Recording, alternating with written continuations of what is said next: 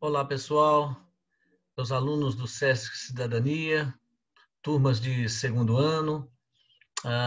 Essa aula é uma aula mais resumida, né, pessoal?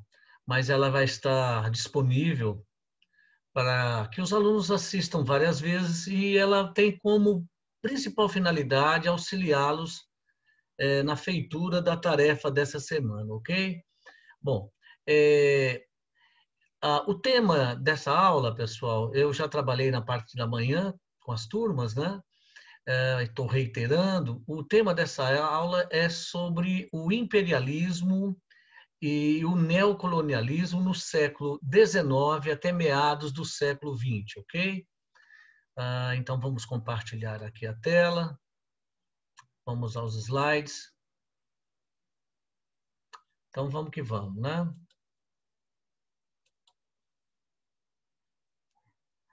Bom, pessoal, começando pela parte conceitual, né? Vocês estão vendo aí no slide, imperialismo e neocolonialismo no século XIX.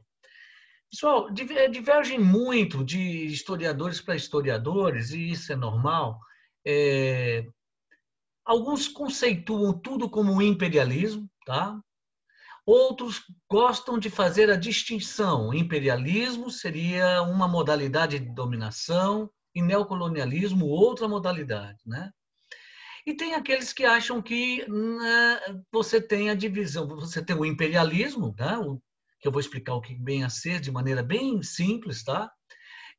Então, aí teria dois segmentos, né? O imperialismo formal, tá? E o informal. O imperialismo formal é quando uma nação, né? Vamos assim dizer, uma nação potência, exerce em todos os níveis, tá? Em todas as áreas, exerce dominação sobre uma outra nação, né? Sobre um outro povo. Tá? É a dominação territorial, né? Quando se faz, por exemplo, uma intervenção militar, uma invasão de território, né? Domina-se o território da outra nação, domina-se o subsolo, as riquezas que estão no subsolo, explora-se, né?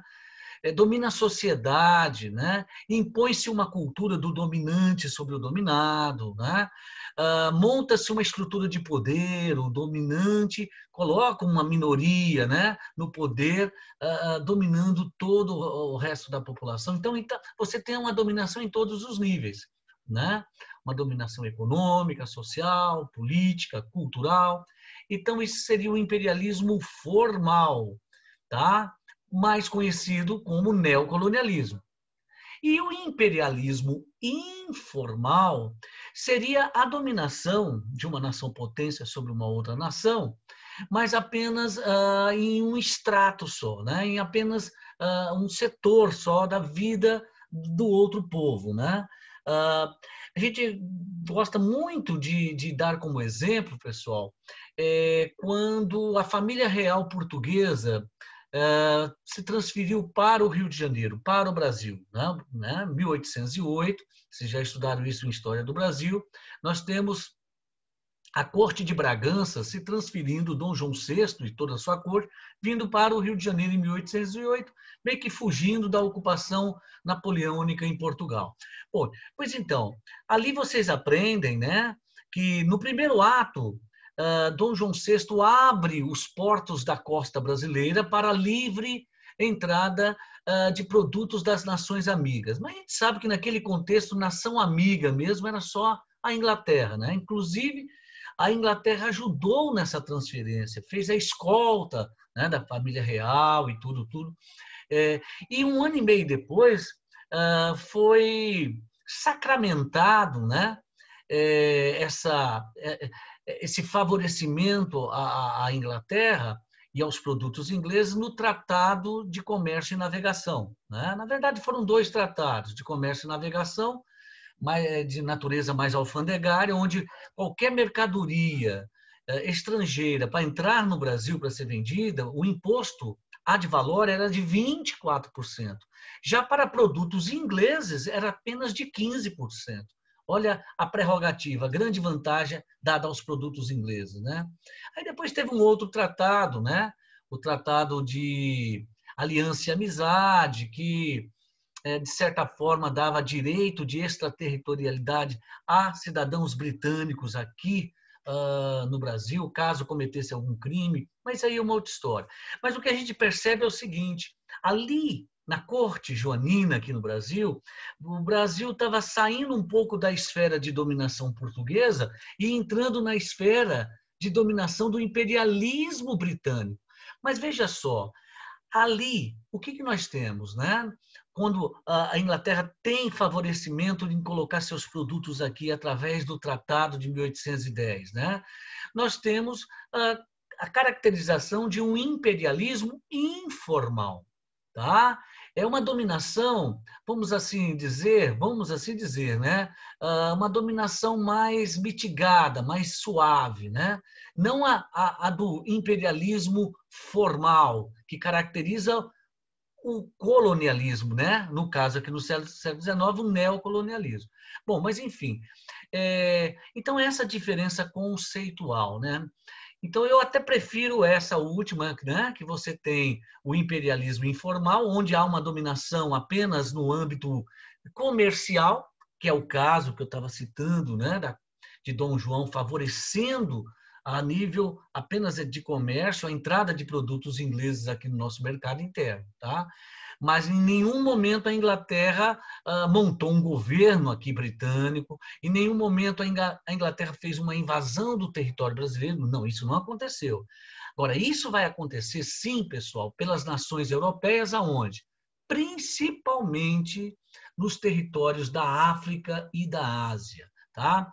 Bom, e aí a gente entra para tentar explicar quais foram os fatores que já nas primeiras décadas do século XIX, pessoal, terminaram empurrando as nações industrializadas da Europa, tá? E depois nós vamos ver isso até fora da Europa, por parte dos Estados Unidos, por parte do Japão, após a Revolução Meiji, nós vamos ver isso tudo depois. Ou seja, os continentes africanos e asiáticos vão ser alvo de uma ação que nós vamos classificar agora como neocolonial, né? uma ação neocolonialista. Por que neo? Para diferenciar de um outro colonialismo que daqui a pouco eu vou explicar para vocês. Bom, mas quais os fatores que levaram os países europeus a exercerem tão violenta dominação sobre os povos da Afroásia? Bom, primeiro, a gente tem que contextualizar. Nós estamos no século XIX, né? Alguns países, como a própria pioneira Inglaterra na Revolução Industrial, estava saindo da primeira fase da Revolução Industrial e indo para a segunda fase, né? Bélgica, França, você vai ter regiões ali, a Rússia mesmo até o final do século XIX vai entrar na sua Revolução Industrial. Então, uma série de países europeus, né? Estavam na onda da Revolução Industrial. Então, mais do que nunca, precisando o quê? De mais matérias-primas, né? Como novas fontes de energia, como o carvão, o minério de ferro, né? Matérias-primas, petróleo, fonte de energia, né? E aí a Afroásia, né? Era a perspectiva de ter isso em abundância, tá? Um outro fator também que marcou é que as nações europeias estavam produzindo muito, né? Então precisava expandir mercado consumidor. Então, com o tempo, pessoal, esses povos dominados, principalmente por parte de suas elites, vão ser consumidoras desses produtos, né, industrializados europeus, né? Não só a Afroásia, né? Como também na América Latina, né? No Brasil, por exemplo, mesmo após a independência, o Brasil ainda ficou renovando tratados de comércio, favorecendo a entrada de produtos industrializados da Inglaterra, né? Bom, então nós temos os fatores, né? Necessidades na aquisição de matérias-primas, de novas fontes de energia, expandir mercado consumidor, tá? Um outro detalhe também, um ponto muito importante, a necessidade de aplicar capitais excedentes na periferia do globo, né? Ou seja, excedentes de capitais em novos polos para aplicar esses capitais. Vou explicando melhor. a classe burguesa, né, os empresários, banqueiros, eles vão se interessar, tá, em aplicar seus capitais excedentes, a grana que eles tinham, em montar coisas lucrativas no continente africano, asiático, ou mesmo aqui na América, né? Por exemplo, eu sempre falo, era interessante a um industrial francês, um industrial inglês, montar uma mineradora, né, na África. Né? Será que era interessante comprar fazendas, né, terras, montar fazendas para a produção de café na região de Angola, por exemplo, para exportar muito café? Né? Então é isso, é polos, novos polos para aplicar capitais excedentes que estão ocorrendo na Europa, né? Bom, então você já tem a necessidade por matérias-primas, novas fontes de energia, você tem a necessidade de expandir mercado consumidor, você tem a necessidade por novos polos para aplicação de capitais excedentes, né? E nós vamos ter também, pessoal, e eu passei em aula um videozinho legal, um documentáriozinho curto, mas legal, mostrando para vocês que no século XIX, com o advento da Revolução Industrial, com as tecnologias de produção, desempregando milhares e milhares de pessoas.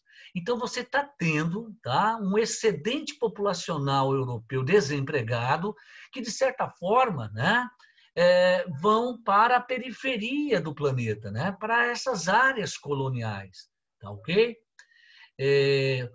No videozinho que eu passei para vocês, mostra inclusive os fluxos de imigrantes vindo inclusive para o Brasil, né? Nós vamos ter imigração italiana, imigração alemã, no começo do século XX, né? Por volta ali de 1908, começa a imigração nipônica, muitos japoneses chegando na região de São Paulo, né? E olha, isso também se processou, né, em áreas coloniais da Europa, na Afroásia, né? Excedentes populacionais da Europa, né, migrando para a periferia do globo. Bom, e aí nós vamos ter o quê, pessoal? Chega um dado momento, e aqui eu quero mostrar nesse mapa, pessoal, olha as áreas multicoloridas representando domínios dos países europeus, né? Olha aqui, os dois países que mais colônias vão ter na África, sem sombra de dúvida, é a Inglaterra e a França. Por exemplo, o Egito, o Sudão, até a região do Quênia, né? É a Inglaterra dominando. Aqui, ó, você vai ter da Zâmbia aqui até a África do Sul, a Inglaterra vai dominar, né? Essa parte aqui, ó, região do Maghreb, lá, ó, atual Marrocos, Argélia, Mauritânia, o Reino de Mali, até essa parte da África Central, domínio dos franceses, né? E aí que tá. E na Ásia também, né? Você vai ter dominação da Inglaterra, por exemplo, foi a que mais dominou, né? O subcontinente indiano todinho, né? Região da Tailândia, da Indonésia. Olha aqui, essa península, que é a península da Indochina, a França vai dominar essa região, onde hoje é Laos, Camboja, Vietnã, né? A própria China será partilhada, a gente vai ver isso depois, em outra aula, né? Pois então, pessoal, então a partilha da Ásia, a partilha da África, bah, mas aí que tá. O que é esse neocolonialismo do século XIX, vai até meados do século XX, a gente vai ver o processo de descolonização da Afroásia depois, mas veja só, o que diferenciava esse impulso neocolonizador do século XIX com a colonização que havia ocorrido na Idade Moderna, né? Então, olha, nós vamos ter um processo de colonização do século XV até o século XVIII, né? Na verdade, aqui está um erro, até o século XIX, né? Muitas independências vão ocorrer no início do século XIX, inclusive a independência do Brasil, né? Então, aqui nós vamos ter como alvo desse processo de colonização que marcou a Idade Moderna, principalmente a América, né? Principalmente a América. Nós vamos ter a América Latina praticamente sob a égide, né, da da dominação portuguesa e espanhola. O Brasil mesmo foi a América portuguesa aqui, né? A colônia de Portugal aqui. Do México até a Argentina, nós vamos ter praticamente toda essa área como colonização da Inglaterra.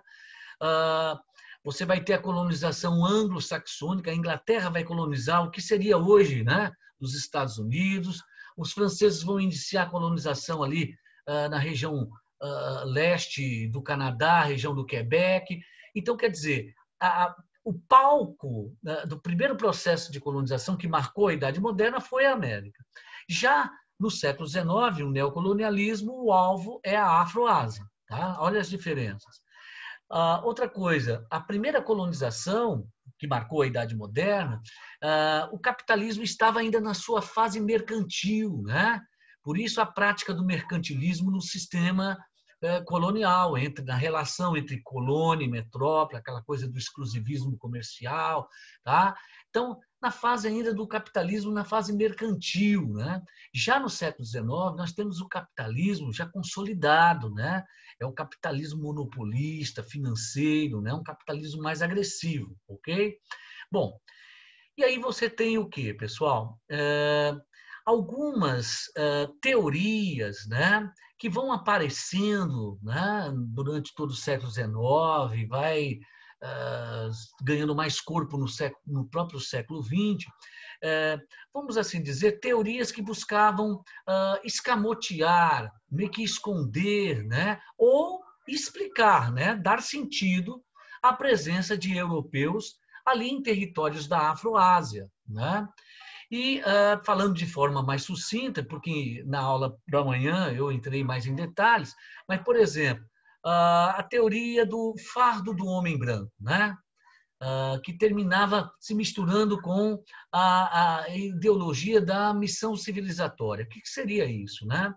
A presença dos europeus ali na África, né, era justificada no seguinte sentido: nós estamos aqui não é para explorar vocês, nós estamos aqui para trazer o progresso que nós já temos lá na Europa a vocês. Então, nós estamos aqui, afinal de contas, numa missão civilizatória, trazendo a civilização, o progresso, né? Até os bons modos a vocês, né?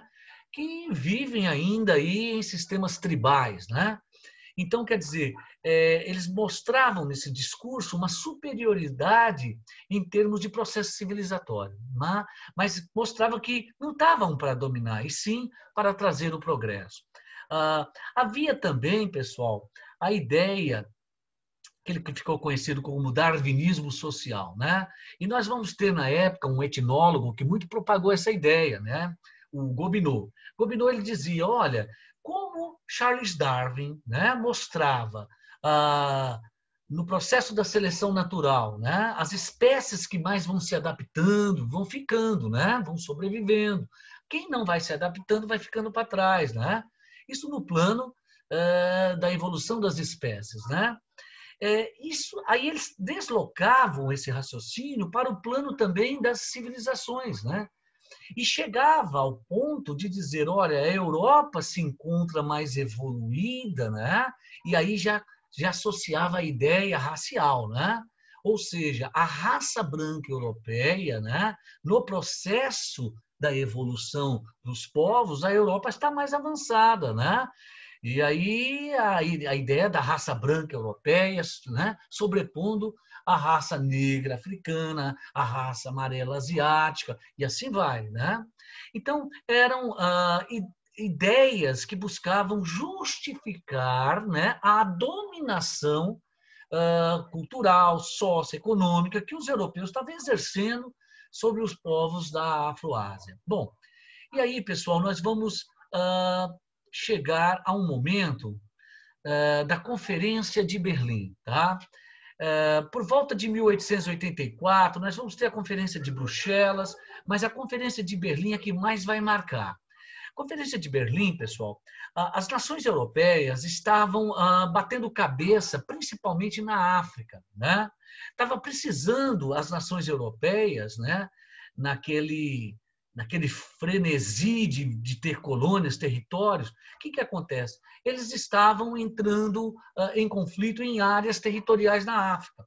Então, a Conferência de Berlim, ela vai servir para as diplomacias europeias, né, colocar a termo, colocar num tratado, né, os limites territoriais de domínio de cada um, né, dos povos europeus ali sobre os povos da África, até onde os limites da França, da África, os limites da Inglaterra, né?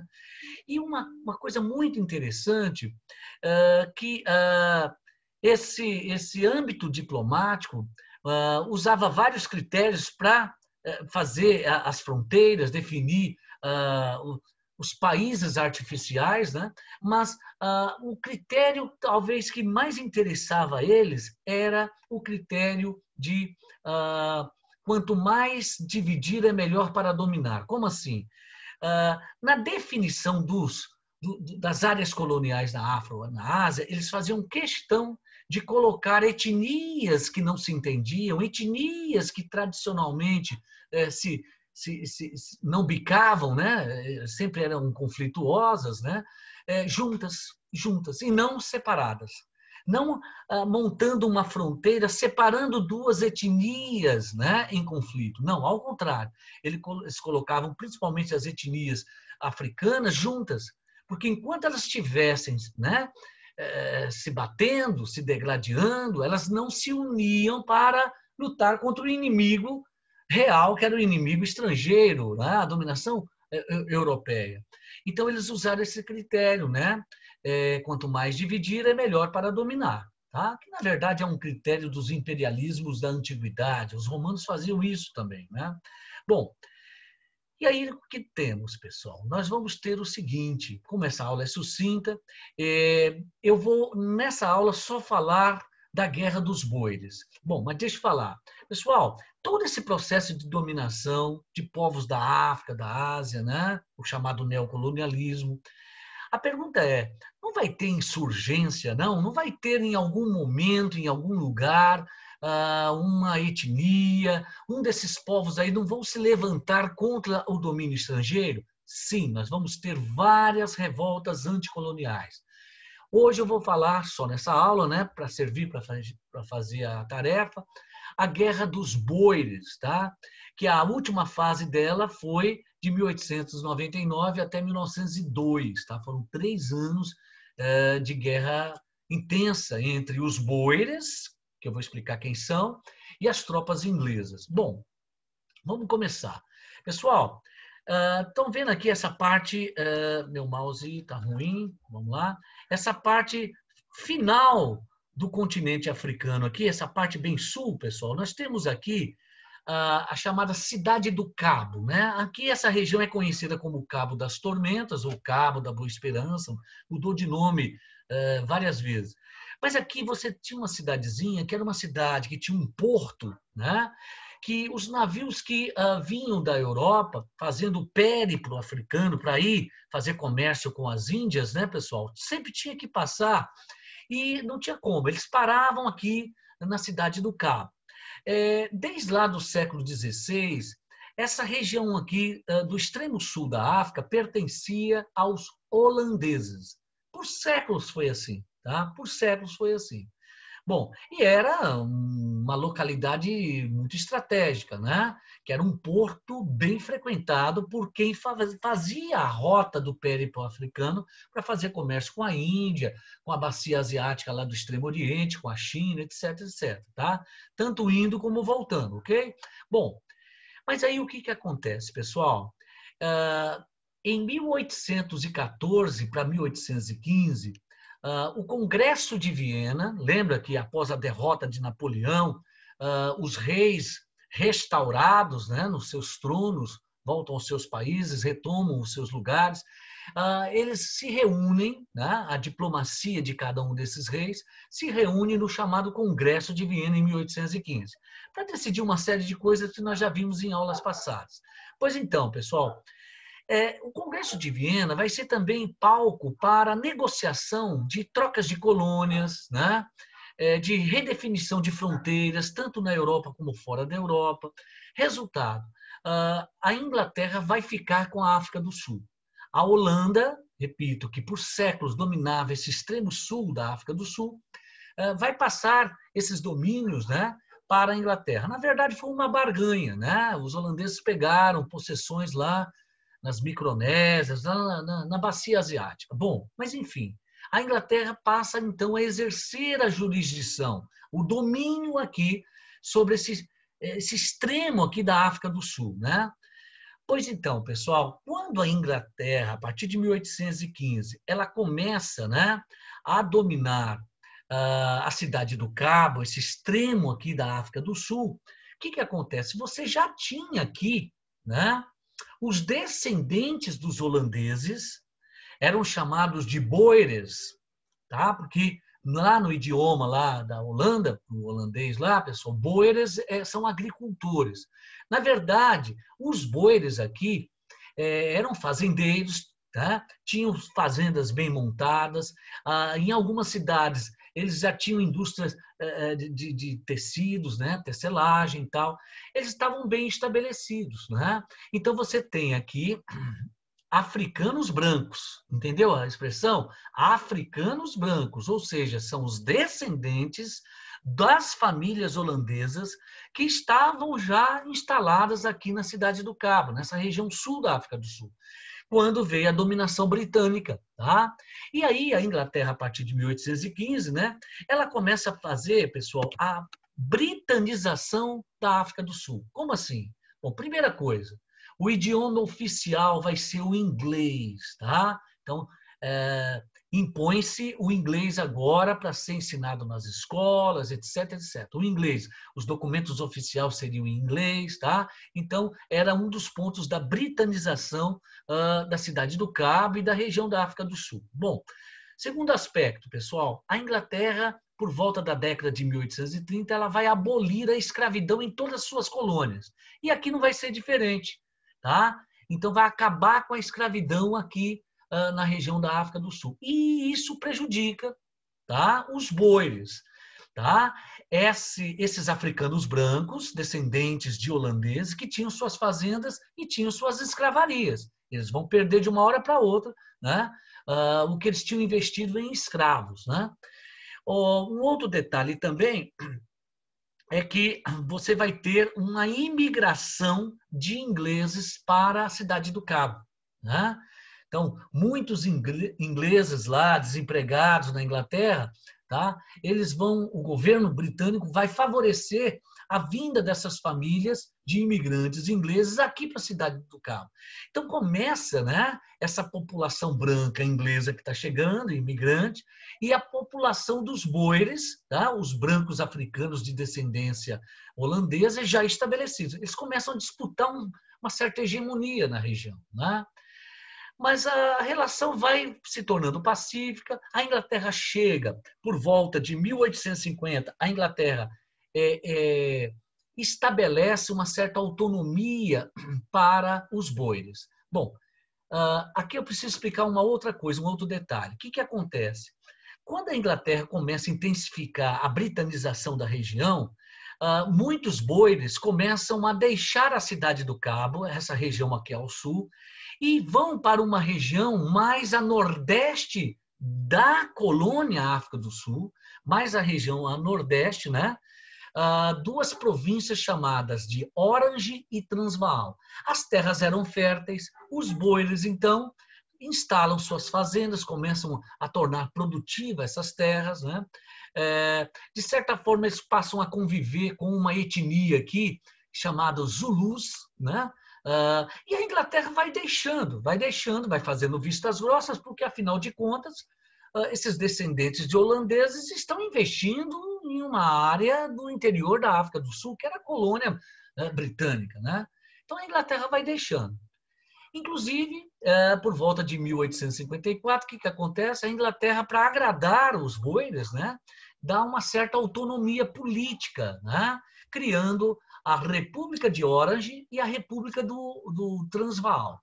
Até aí ia tudo muito bem, até o dia que descobriram a maior jazida de diamante do mundo na época, na região do Orange, e minas de ouro e prata também, tanto no Orage como em Transvaal, você está tendo essa riqueza de diamante, a maior jazida do mundo foi encontrada, e muito também ouro. E aí a Inglaterra começa a crescer os olhos, né? E a Inglaterra, então, envia tropas para ocupar o Transvaal e Orange. É aí que os boeres pegam em armas, né?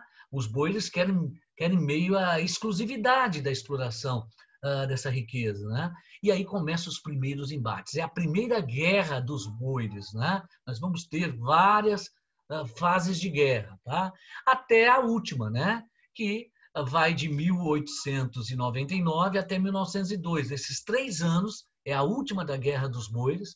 Nós vamos ter um massacre, né? As tropas inglesas vão massacrar a população dos descendentes holandeses. Os sobreviventes vão ficar confinados em campos de concentração, tá? É uma curiosidade, viu, pessoal? Muita gente lembra de campo de concentração só na Segunda Guerra Mundial, quando os nazistas fizeram a ocupação ali do leste europeu, ou mesmo já estavam criando campos de concentração na Alemanha, né?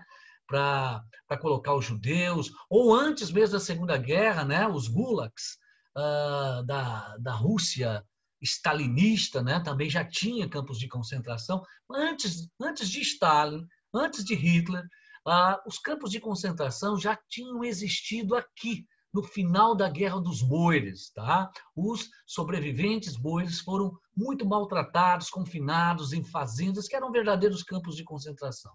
Bom, resultado, pessoal, anos depois, um acordo entre a Holanda, as autoridades holandesas, para proteger esses descendentes holandeses, e o governo da Inglaterra fizeram um tratado de paz, e aí resolveram a questão dos bois, inclusive os bois foram indenizados, tá?